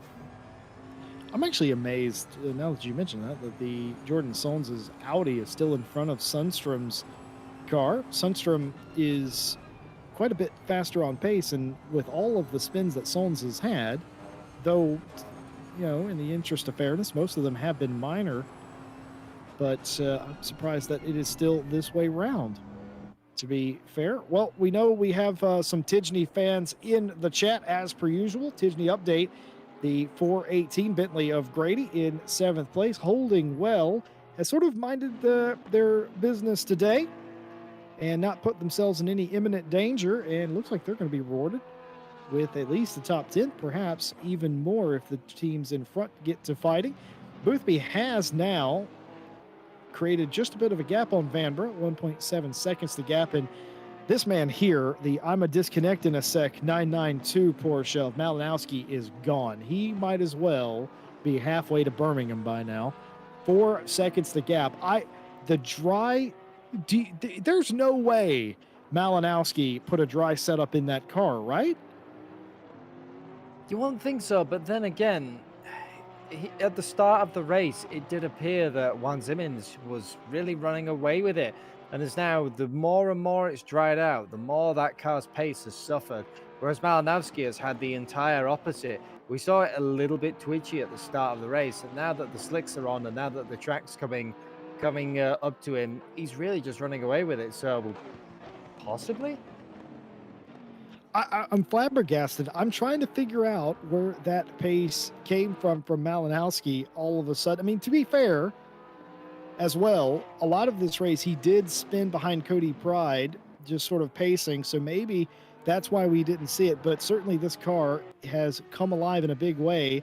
And now Juan Zimis must be thinking, well, where did he come from? How is he that much quicker all of a sudden? Yeah, and like with the 20 minutes to go, it's almost you've got no reply for it. This is Dowdigney again, running over that curb. It's going to get Waz. Oh, Dowdigney and Waz come together, and there's no way to avoid that. No, you just got a flying Porsche coming back across the track, bouncing off the barrier. And that is just one of the most horrible corners in a GT3 car. If you run over that curb, a couple of friends have dubbed it the splitter eater. It will grab the underside of the car and spit you off, and exactly what we saw. Nowhere to go. Folks, that is about as bad of an accident as you can have here. Absolutely no one's fault, just a momentary loss of grip and control into the outside Armco barrier that, of course, hit from that angle will shoot you back in front of the track. Wass had nowhere to go but go directly into the spinning car, and that is unfortunate for the 222. And that is a frustrating feeling there. Nobody's fault though. Not really anything you can do. No, pretty much. I mean, you can see this would be basically the angle of loss, and having a flying spinning Porsche coming from stage left across the track. Pretty much nowhere you can go on Oulton. Where do you go? It's not a very wide track, but as it says, Martin Grady, a couple of fans in chat noticed that he's actually been doing some great lap times, and indeed it has. When we switched to him, he's caught all the way up to Vanbrugh. Boothby's now scuttled up the road, nowhere to be seen pretty much.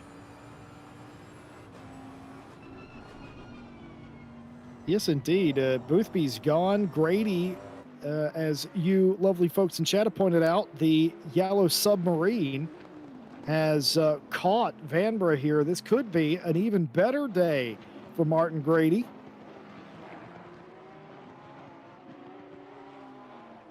Martin Grady not even using the windscreen wipers at this point, says, a little bit of drizzle, not a big deal. Not even worried about it. And the pace difference here is obvious, but is this track even 2 Bentleys wide? For using them as a unit of measurement, I definitely don't think so. It's there's basically nowhere where you could go properly too wide with such massive cars. I agree with that. George Boothby, by the way, is catching Fabian Piffin in the 195 now. and there is enough time. For the people that sigh whenever I say this, I have been doing the maths, and I think he is going to catch him with about. It's actually not going to take him too long. I think in another, I don't know, 4-ish laps, so about 8 to 10 minutes to go in this race. Boothby at his current pace is going to catch Fabian Piffet, but much like every race, but perhaps exaggerated here. Catching somebody is one thing, passing them quite another. Yeah, now that the weather is drying out once again, I think maybe actually just a bit of a difference in setups. It could be that McLaren was on a bit of a hybrid, really starting to come alive now that it's drying out, and the Lexus just seems to be losing it a little bit, which is normally you expect the Lexus to be the other way around. When you give it some grip, it really sort of gets up and goes.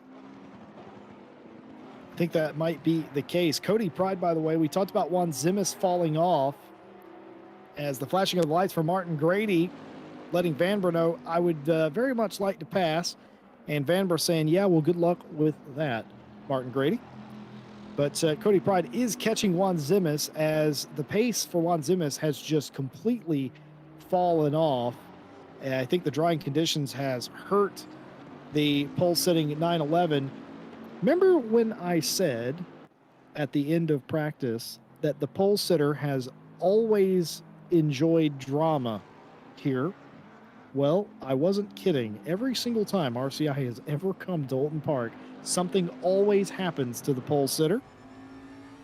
And today is no different. The drying track has not helped the 911, but it has helped the 992 and the 33. It's also helped Martin Grady, who has come to life after having a quiet first half of the race, 15 minutes to go, could potentially get a top 6. And if he gets this pass done quickly, Ryan, I don't think challenging Boothby's out of the question. No, they're not that far away from Boothby, just over 2 seconds at the line, well, 2.7 now that they've gone across. And that, I think, is just Vanbrugh falling back, but Martin Grady looking all over the back. But where do you go here? It's just such a hard track to pass.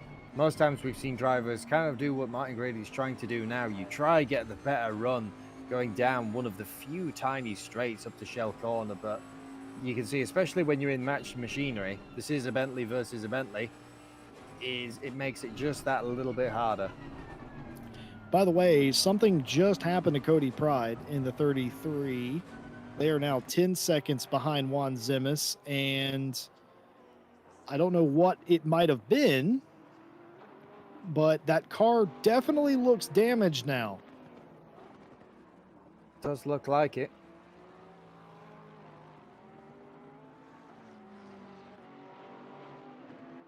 Well, we don't see anything there, but I would have sworn that car was within about 2 seconds of the second place car. Yeah, so he did a 143, did Cody Pride the last time, and that is nowhere near the pace. So he didn't catch it, but something definitely happened to the 33. The Pride Tribe will not be a fan of hearing that, but yeah, this thing's definitely been in a wall somewhere. Look how damaged that is. That is definitely less than factory fresh with all the twisted metal and broken carbon fiber. I think the team might have to put a new nose cone on that by the end of the race. So now it just looks like the 33 is going to try and limp it to the end, but 13 minutes to the end. Fabian Piffet might be one to watch now. Only 3 seconds behind. We'll have to keep an eye on the pace of the 33. What has happened to the pace with that damage now? Well, it's non-existent at this point, Ryan. It's just it's hard to drive a car like this anywhere, but especially here. And now it's driving a bit wonky. It's understeering. You just hope that your steering is centered, which, depending on the impact, might play a big factor in that as well. But all I know is he was about 1.7 off of Juan Zimis, and then the next thing he was 10 seconds, and now he's more like 12 or more. And Fabian Piffet's gaining several tenths a sector on him. It won't be any time before the 195 Lexus gets up here and battles for the third place position. In fact, you can actually start to begin to see the 195 as Coverage continues to whip around here because there's so many battles going on here at the end of this race. Vanbrugh still holding on to the 6th place position over Martin Grady, who's being very patient. We know him to be a very patient and decisive driver. Looking up the inside, could this be it? No. Backs out of it, thinks better of it. Martin Grady is such a calculated driver that I don't think we're going to see a move here that he doesn't believe can come off. Rain completely stopped here. Track is now taking rubber and rubbering in. Times are going to come down for most people, but here it is. The very damaged 33 of Cody Pride, and Fabian Piffet is just going to drive around the Porsche like it's sitting still. That's how much the pace difference is. That's how much damage the 33 has. My only regret is not knowing exactly what happened to that Pride car. It was just all of a sudden they hit someone or something. Yeah, and now that Porsche is ailing, you can see it again. It's just twitching left and right all over, and that's pretty much it pace-wise done for that car. The 195 will be rubbing his hands together. Pretty much had to do nothing, has got a free position, and that is the 33 just all over the road. And, well, what will that also mean for Boothby? It will mean brilliant for his championship if he can also catch the 33 of Pride. More points for him. I was just thinking that, by the way. 5 seconds behind is George Boothby. I think with 10 minutes to go that he will catch the ailing Cody Pride.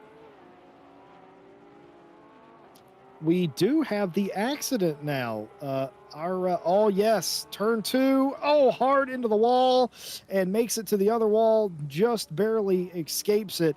Heavy contact, heavy front damage will do nothing good for your aerodynamics, and that is what happened to Cody Pride.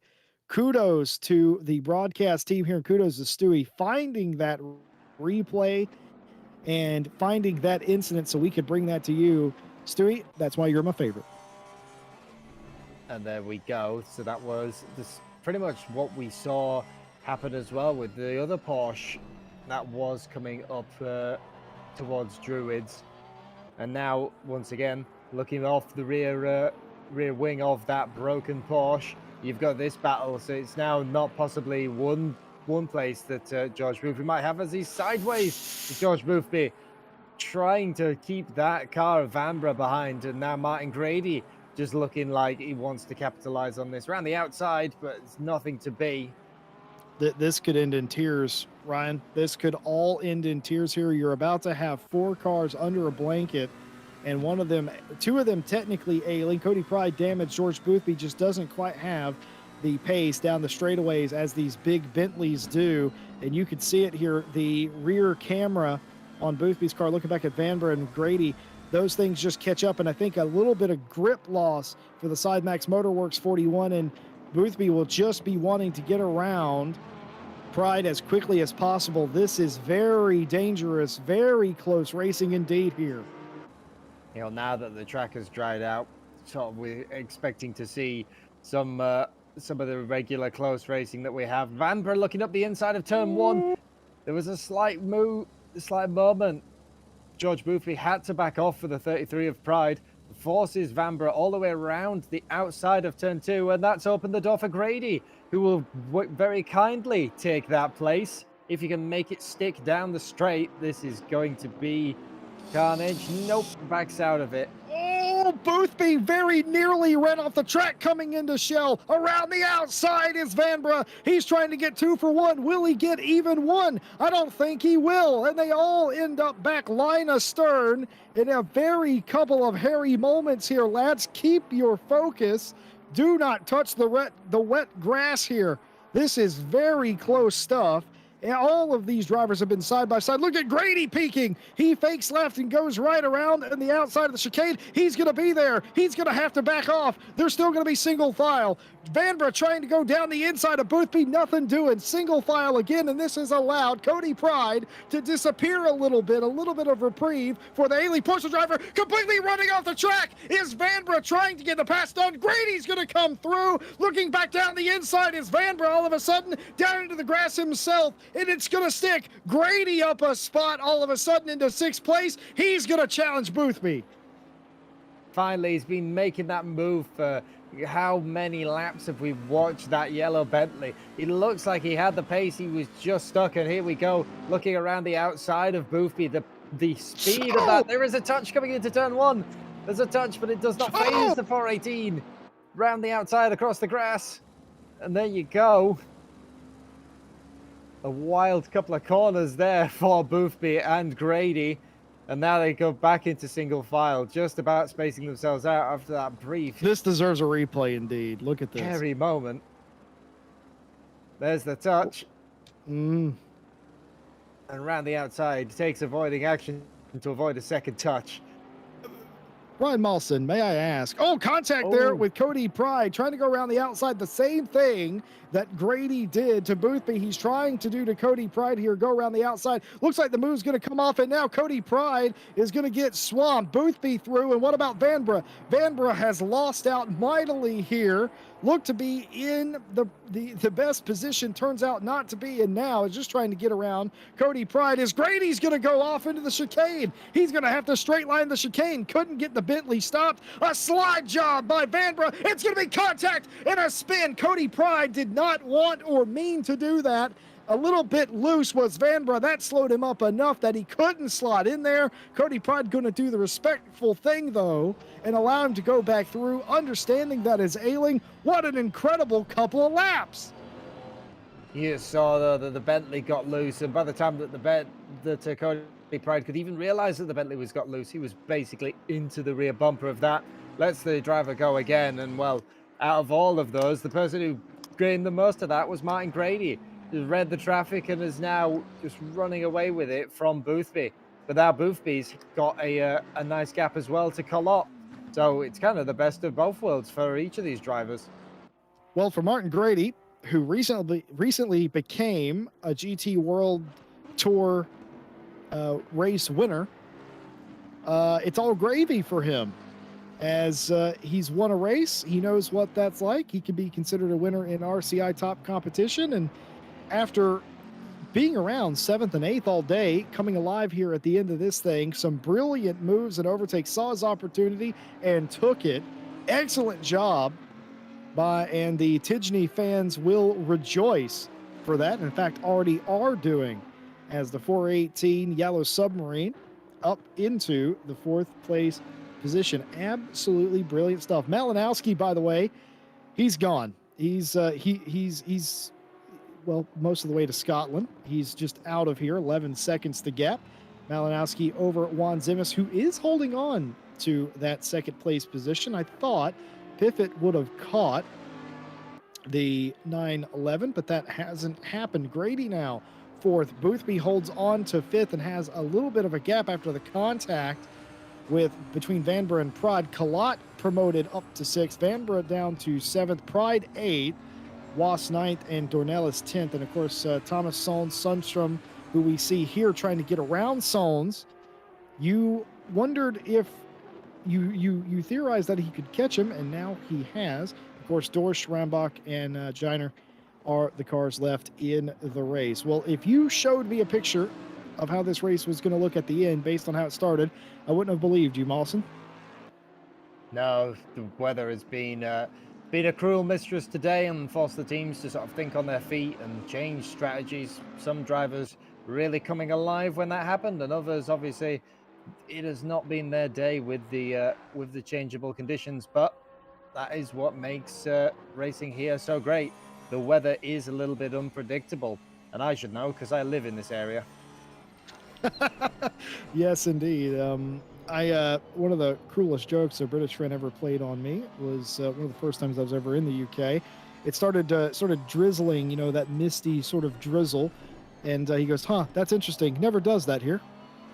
And I was I was too daft to understand that he meant that as a joke. You know what isn't a joke? Mikhail Sundstrom's challenge here for the 12th place position. It's been a long old day for Sundstrom, who went off on lap 1 in Shell Corner. But they haven't given up, has Sundstrom. That wouldn't be Sundstrom's style. And now trying the crossover move into turn 1 and now down into 2. I think the pace alone will be enough, and in fact is, as position gained for Mikhail Sundstrom, but only just, mind you, over Jordan Sones, who's also had a mightily frustrating day. Lights flashing here for Mathis Wass, who is trying to get around Cody Pride. Cody Pride continuing to free fall. And as we come to the conclusion of this race, Ryan, I got to ask, do you think the strategy for Cody Pride staying out was the right call at this point, or did it really even matter what he did? I think no matter what you would have done, it would have involved, you would have dropped so many positions with how damaged that car was. It was a hard hit into the wall. And if he'd have stopped, repaired the damage, it would have almost been down with the likes of Sundstrom. And continuing going, you do still have that slim chance that someone might fall off the road behind you, or, you know, so it's just something like that happens. You manage to keep the place, they fight behind you, you can run away. I think that's really what the Pride car was hoping for, is to stay out, see what happens. And well, sadly, it has not paid off for them. But for the 992, very much paid off for him. This drying line is now almost 14 seconds ahead. As soon as that line started to dry up, the 992 just found the pace and disappeared. Indeed. I'm still perplexed by the 195 Lexus. Either Juan Zimis got that car back under him, or Fabian Piffitt's pace just fell through the floor. I'm not sure exactly what happened there. They were fairly close. Now all of a sudden Piffitt is a straightaway behind. So one way or another, Piffitt has fallen off. The gap between Malinowski and Juan Zimis has equalized. But for Malinowski, who I think may be on the last lap, I don't think he'll get another one out of this. So Malinowski, it has been a tumultuous day, was quickest in practice, or one of the quickest in practice. He qualified, he was sitting on provisional pole in qualifying, and then reconnected only to see Juan Zimis out-qualify him. He went as low as third, and as time expires, Malinowski, the man they call Tortellini, will win his second race in the GT World Tour. And an excellent drive by the 992. And Chris Juan Zimis is going to come home a very stout second place. And for Fabian Piffitt, perseverance and keeping the nose clean is going to promote him to another podium position. Fabian Piffitt for Team Fordzilla third. And of course, we cannot leave out the Tidge, the man that everybody loves. He makes these brilliant moves, these calculated efforts, and just barely, actually, no. What's happened here? Has he run out of fuel? Martin Grady has run out of fuel at the line. George Boothby is going to finish fourth in the 41. He's going to continue to lose spots as he clutches it. He's going to come through. Kalat's going to come through in fifth, and he's going to get to the line in sixth place. Is Martin Grady out of fuel? I have never seen that ever. Vanbrugh seventh. Waz is going to come home eighth, just in front of Dornelis. Cody Pride is going to come home 10th. And just barely, I thought Cody Pride might be out of fuel there, but no, it's just a damaged car. And the frustration there, slamming it into the Armco behind him. Thomas in the 42. Sundstrom will finish 12th. Solns 13th. Dorsch 14th. Rambach, the last car to finish in 15th. And Geiner has already crossed the line. That is your finishing positions. The cars behind that, Dow Digny, and a couple of the others that have, of course, not finished. What a crazy day at the races it was, Ryan Mawson. A late lead change, dust ups inside the top five. Oh, and Grady running out of fuel coming to the checkered flag there. What more could you ask for? Oulton Park always seems to deliver. And well, as he says, maybe that is the strategy nowadays. It's just if I have a race here again, I need to not qualify pole ever. Do not, because you will always suffer problems if you are the pole sitter here as we get a replay of the start. The pouring conditions, such a vast change from the start of this race to the end of this race. Thrills and spills all out and right to the line. The last, that bright banana yellow Bentley just slowly crawling across the line as all the other cars fly by. You would just kick yourself, wouldn't you? Oh dear. Well, we all know the pace of that car. Now we know why it potentially had quite so much pace. It didn't have any fuel in it, Mawson. Well, it was a fantastic race. Like you said, the start contrast, I almost forgot this is what the start of the race looked like in completely wet conditions. We ended in completely dry conditions. It turned into a fuel mileage race for some and a battle of tires and strategy for others. Congratulations to Malinowski, who is actually coming in now. We're going to do a little interview, as we usually do, with the winner of the race.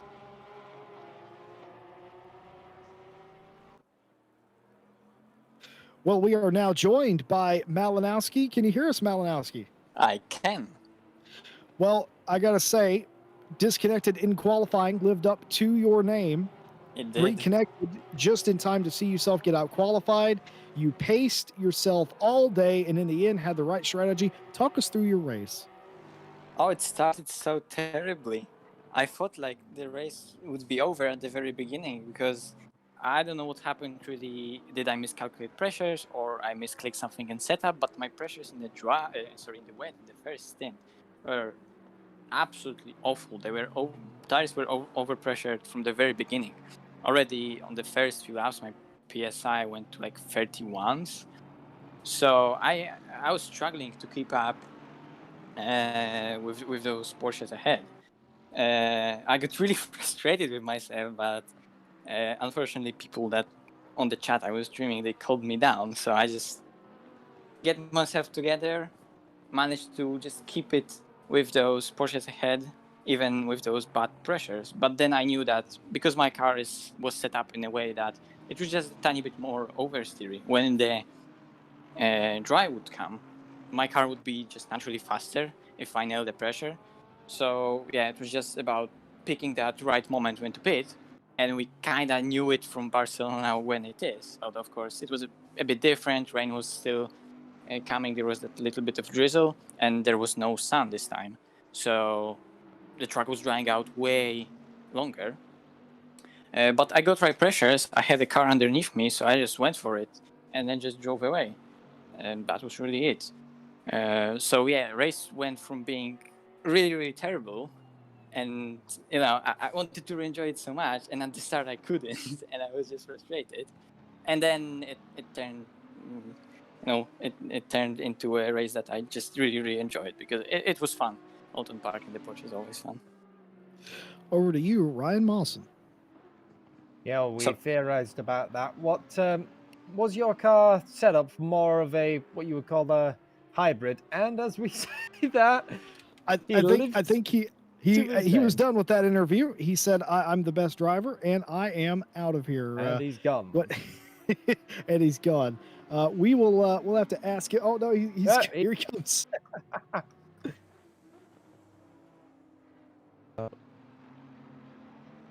Well, I just lost the internet. Living up to the name again. Yes. At least it does it after the race.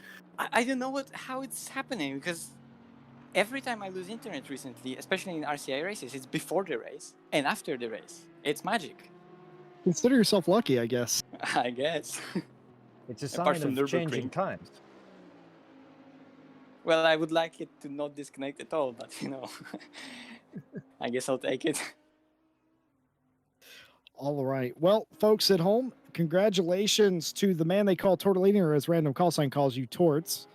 And congratulations to Malinowski, a second-time winner in the GT World Tour. And we will all see you here back on the Friday Championship in 1 week's time. Two 40-minute races coming up, Mawson. Two very quick sprint races with some interesting rules. No pit stop required at all. It is a straight fight to the finish. Folks, thank you for watching the broadcast today on RCI TV. We very much appreciate your time. Why not like and subscribe on your way out? And of course, we will be back with you tomorrow. Actually, Ryan Mawson will be back with you tomorrow for Endurance Championship qualifying from Suzuka. And Mawson and myself will be back with you on Sunday for a little Porsche Cup versus GT4 action on a Sunday afternoon. And of course, the Monday champ starting up this week again as well. Full list of the races on the Discord. Join and sign up for races. Why not? We've got them for all different skill levels, from esports pros to true amateur drivers, and we'd love to have you. And one more time, we'd like to thank all of our partners: Race Department, AK Informatica, Raceface Speed Labs, Sim Racing GP, and Driver 61 for all of their support. Information about those fine folks can be found in the description. Well, it was a rainy day that turned into a brilliant finish and some late race strategy and some fantastic racing at the end. Some drivers are just happy to have survived. Others are celebrating with victory today. We will see you back here in 1 week's time. Thank you for joining us, and we will see you next time. And we'll see you tomorrow at Suzuka.